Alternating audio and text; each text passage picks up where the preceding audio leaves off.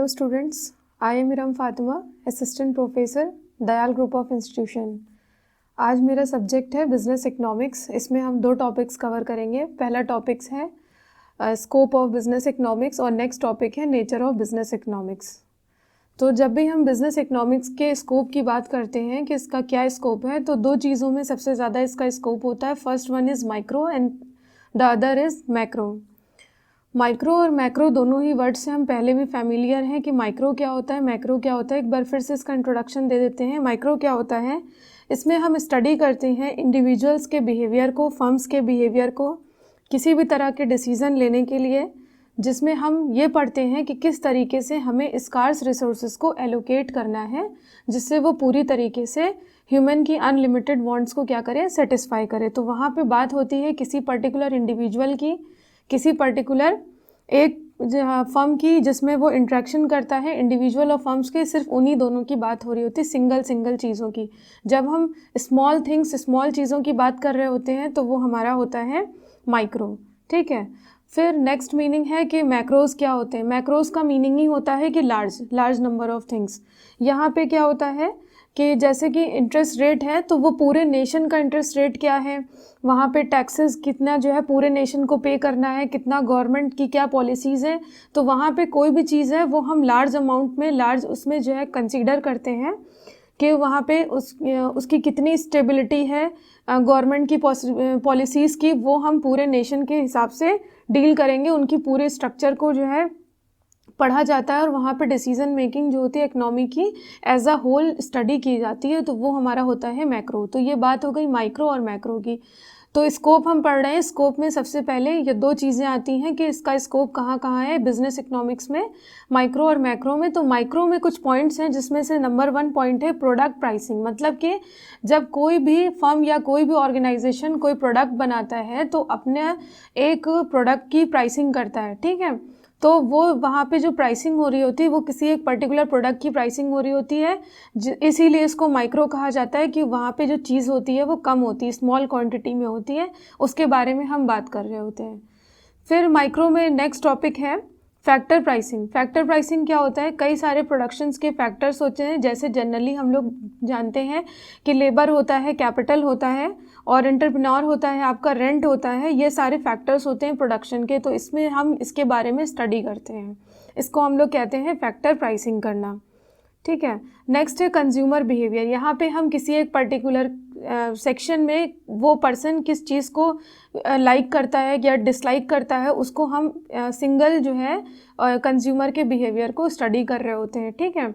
वो हमारा माइक्रो में आता है। नेक्स्ट है फर्म्स का बिहेवियर। किसी एक ऑर्गेनाइजेशन या कुछ थोड़े बहुत ऑर्गेनाइजेशन, जैसे कि कुछ शैम्पू प्रोडक्शन प्रोड्यूस करते हैं, सिर्फ हम उसको स्टडी कर रहे हैं। सारे FMCG के प्रोडक्ट्स हम स्टडी करेंगे तो वो हमारा मैक्रोज में आ जाएगा। अगर हम किसी एक पर्टिकुलर चीज़ की बात करते हैं तो वो वहाँ पे उसके बिहेवियर की बात करें या फर्म्स के बिहेवियर की बात करें, तो वो दोनों चीज़ें ही आपका माइक्रो में आता है। फिर नेक्स्ट है location of industry. Location of industry मतलब कि हम किसी एक पर्टिकुलर इंडस्ट्री की बात कर रहे हैं कि उसका लोकेशन कहाँ होगा, कैसे होगा, और उसकी हम स्टडी कर रहे होते हैं। और माइक्रो में लास्ट टॉपिक है eco conditions of section of people. मतलब कि जो इकोनॉमिक कंडीशंस हैं वो एक सेक्शन ऑफ पीपल की हम स्टडी कर रहे होते हैं कि वहाँ के एक ऑर्गेनाइजेशन में कुछ लोग, क्योंकि अगर बहुत बड़ी ऑर्गेनाइजेशन है तो वहाँ भी हो सकता है 2000 या 2000 से ज़्यादा एम्प्लॉयज़ हों या नंबर ऑफ़ पीपल्स हों। तो हम इतना सारा स्टडी नहीं करेंगे, उसमें से कुछ अमाउंट ऑफ पीपल या जो कुछ हमें ज़रूरी लगता है या इम्पॉर्टेंट लगता है उसकी हम स्टडी करेंगे। तो वो हमारा आ जाता है माइक्रो में, जिसको हम लोग कहते हैं कि कुछ सेक्शन ऑफ पीपल की स्टडी करना। तो ये सारी पॉइंट्स हो गए माइक्रो के। Now the next is macro. Macro में हम लोग स्टडी करते हैं नेशनल इनकम की और नंबर ऑफ इकोनॉमीज़ की, या नेशनल आउटपुट जो हम होता है वो, उसमें हम स्टडी करते हैं कि पूरे इंडिया में, पूरे नेशन में कितनी उसकी इनकम हुई है। ठीक है। जब हम इसके बारे में स्टडी करते हैं, वहाँ पे क्या होता है कि पूरा इंटायर या पूरा एग्रीगेट या किसी चीज़ का टोटल एज अ होल जो है वो क्या हुई है, जैसे कि जो है आपका टैक्स सेविंग कितना हुआ है, या किसी की पूरे नेशन की टोटल सेविंग कितनी हुई है, या टोटल एम्प्लॉयमेंट कितना हुआ है, ये सारी चीज़ें आपकी मैक्रोज में आती हैं। ठीक है, फिर उसके बाद नेक्स्ट है इसमें जनरल प्राइस लेस या आईआर। जनरल मतलब कि नॉर्मल जो प्राइस होता है वो सारी चीज़ों का हम उसमें स्टडी कर रहे होते हैं, वहाँ पे किस चीज़ का कितना प्राइस कम है या इंटरेस्ट रेट कितना जा रहा है, वो हम सारा पूरा एज अ नेशन स्टडी कर रहे होते हैं। किसी पर्टिकुलर स्टेट या किसी एक जगह का या किसी एक सिटी का नहीं हो रहा होता है, वहाँ पे पूरा हम as a wide as a nation as a whole जिसको हम कहते हैं कि स्टडी करते हैं। वहाँ पे बीओटी और बीओपी का स्टडी किया जाता है। BOT means balance of trade, BOP balance of payment. इन दोनों का पूरा स्टडी हो रहा होता है, मतलब कि हमारा टोटल एक्सपोज कितना हुआ, टोटल इम्पोज कितना हुआ, मतलब कि टोटल एक्सपोर्ट कितना हुआ हमारे पूरे नेशन से किसी देश में, या पूरा एक्सपोर्ट कितना हुआ, वो पूरा हम लोग स्टडी करते हैं इसमें। और साथ साथ हम ये भी देखते हैं कि कितना फॉरेन करेंसी हमारे स्टेट में आया है, उसको हमने कितना अर्न किया, उससे कितना प्रॉफिट कमाया है। ठीक है, उसके बाद टोटल एक्सपेंसेस हमारे और टोटल एक्सपेंडिचर, वो सारी चीज़ें जो है बीओटी और बीओपी में स्टडी होती हैं। तो वो जो है वो नेशन वाइज स्टडी होता है, इसी वजह से इसको मैक्रोज में रखा गया है। Now the next is overall savings in. Overall जिसमें सेविंग्स और इन मतलब कि जैसे एग्जाम्पल मान लेते हैं कोई मिस्टर ए हैं और उन्होंने अपने हाउस होल्ड के सेविंग्स की है, तो वो उनकी जो सेविंग्स, एक हाउस की हम बात कर रहे हैं तो वो माइक्रो में आ जाएगा। और हम अगर ये कहें कि पूरे इंडिया में जितने भी पर्सन्स हैं उनकी टोटल सेविंग कितनी है, वो हमारा आ जाता है ओवरऑल सेविंग्स इन। इसमें स्टडी करते हैं तो वो मैक्रोज में रखा जाता है। ठीक है, उसके बाद हम मैक्रोज में स्टडी करते हैं लेवल ऑफ एम्प्लॉयमेंट की, कि पूरे इंडिया में कितना जो है एम्प्लॉयमेंट रेट रहा है, 2016 में रहा, 17 में रहा, 18 में रहा, उसकी कंपैरेटिव स्टडीज़ भी होती हैं स्टैटिस्टिक्स की हेल्प से। और उसके बाद अगर हम इकोनॉमिक ग्रोथ की बात करें तो इकोनॉमी भी हम पूरी बात करते हैं। फॉर एग्जांपल अगर मैंने कहा कि 7% जो है वो इंडिया का इकोनॉमिक ग्रोथ इस बार हुआ है, तो ये जो 7% है उसका मतलब है कि जो मैं बात कर रही हूँ वो पूरे नेशन की बात कर रही हूँ, किसी एक पर्टिकुलर फैमिली, किसी एक इंडिविजुअल या किसी एक पर्सन की बात वहाँ पर नहीं हो रही है। पूरे नेशन को मिला करके उसमें को फॉर्मूलेज में रख के जो कैलकुलेशन हमारा आता है उसके बारे में हम स्टडी करते हैं। ठीक है, ये हमारा फर्स्ट टॉपिक कंप्लीट हो गया, scope of business economics. Now the next topic is nature of business economics.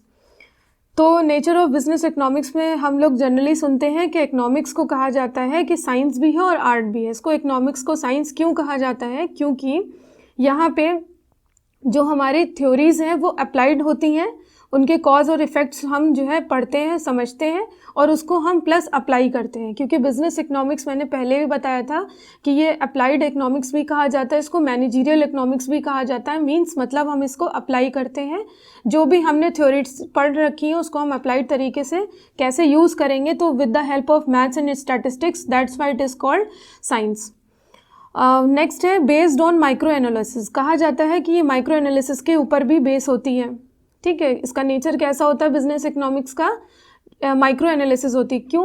For example कोई ऑर्गेनाइजेशन है, उसमें बहुत सारे डिपार्टमेंट्स होते हैं, HR department, accountant department, marketing department. तो अब वो सारा एक साथ स्टडी नहीं किया जा सकता एक बार में, क्योंकि अगर बहुत बड़ा ऑर्गेनाइजेशन है तो हो सकता है कि एचआर ही डिपार्टमेंट्स में 2000 to 3000 एम्प्लॉयज़ हो। तो पहले हम डिपार्टमेंट वाइज उसको क्या करेंगे, डिस्ट्रीब्यूट करेंगे। माइक्रो एनालिसिस के हिसाब से हम उसको फर्दर अलग अलग क्या करेंगे, स्टडी करेंगे। उसके बाद हम जो है जिससे हमारे उनके गोल्स और ऑब्जेक्टिव्स को अचीव करने में कोई प्रॉब्लम ना हो, इफ़िशेंटली जो है वो अचीव किए जा सकें। ठीक है, तो माइक्रो एनालिसिस में क्या करते हैं, हम एनालिसिस करते हैं लेकिन थोड़ा थोड़ा करके एनालिसिस करते हैं। नेक्स्ट है use of theory of markets and private entrepreneur, मतलब कि प्राइवेट एंटरप्राइजेज। मतलब कि जो हमारी थ्योरी की, जो हम लोग मार्केट्स की थ्योरी पढ़ते हैं उसको हमें ये स्टडी करना होता है कि हम कैसे उसको अप्लाइड करें। नेचर ऑफ बिजनेस इकोनॉमिक्स में नेक्स्ट है कि ये जो है प्रैग्मेटिक अप्रोच भी कहा जाता है। मतलब कि माइक्रो इकोनॉमिक्स में हम लोग क्या पढ़ते हैं, बहुत सारे एजम्पशंस होते हैं। ठीक है, तो हम उनको मान लेते हैं हाइपोथेटिकल फॉर्म में, कि हम उसको जो है ये मान लेते हैं कि हाइपोथेटिकल है, अब इसको हम प्रैक्टिकल फॉर्म में कैसे अप्लाई करेंगे। ठीक है, प्रैक्टिकल एप्लीकेशन इसका कैसे होगा, इस वजह से इसको कहा जाता है कि ये प्रैग्मेटिक अप्रोच है। नेक्स्ट है आर्ट है। आर्ट क्यों कहा जाता है? जो भी हमें थ्योरी में पढ़ाया गया है, ठीक है, अब उसको हम प्रैक्टिकल एप्लीकेशन में किस तरीके से फॉर्म करते हैं, मतलब हम किस तरीके से अपनी क्रिएटिविटी को दिखाते हैं, हमारा डिसीजन मेकिंग कैसा होता है, इसलिए बिजनेस इकोनॉमिक्स को कहा जाता है कि ये आर्ट होती है, इसका नेचर। नेक्स्ट है इनकॉर्पोरेट माइक्रो एनालिसिस, मतलब कि अगर कोई एक बिजनेस है, ठीक है, वो वैक्यूम नहीं होता है, मीन्स के जो है वो अकेले एग्जिस्ट नहीं कर सकता है, वहाँ पे हमें उसके बारे में क्या क्या स्टडी करना पड़ेगा, उसका इन्फ्लेशन क्या है, वहाँ पे गवर्नमेंट पॉलिसीज़ क्या लग रही है, उसका उसके ऊपर ऑर्गेनाइजेशन के ऊपर क्या असर पड़ रहा है, और कंज्यूमर की पॉलिसी क्या है, ठीक है।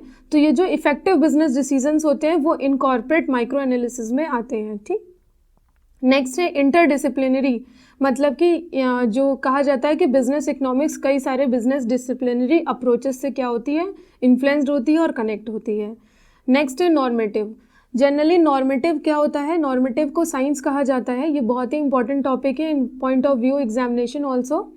कहा जाता है कि नॉर्मेटिव जो है वो दो टाइप्स की साइंसेस होती हैं, एक होता है आपका नॉर्मेटिव साइंस और नेक्स्ट होता है पॉजिटिव साइंस। नॉर्म मीन्स होते हैं रूल्स, ठीक है।